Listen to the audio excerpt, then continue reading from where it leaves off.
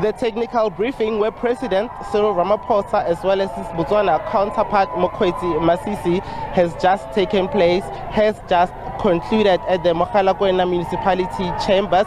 The two were given a technical report, we understand, following that horrific accident that claimed the lives of 45 ZCC St Engenas pilgrims on the eve of Easter.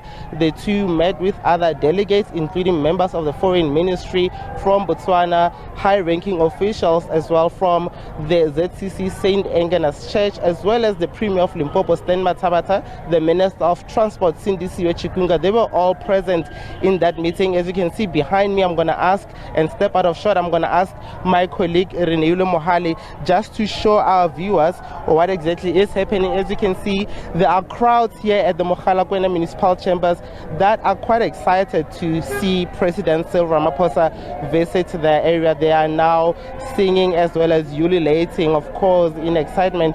This is, of course, a sad occasion, and the two presidents are, of course, mourning the loss of the 45 people who lost their lives in that particular accident on the Mamatlakala road on the R518. That technical briefing started shortly after 11 a.m. today at the Mamatlakala municipal chambers. We understand that from this point onwards, the two heads of state will then proceed to the site where the accident happened to get a further technical report while they are conducting that site inspection. If we can talk about the numbers at this stage, we know that 8 bodies have so far been identified. Their families have positively identified their remains, and that we know that other things, including the sampling of tissue as well as the further DNA test, will still occur. As you can hear behind me, the community members in Mokopane were still celebrating the fact that the president was here. That motorcade is leaving the building. I'm going to ask again my colleague Mohali to show our viewers.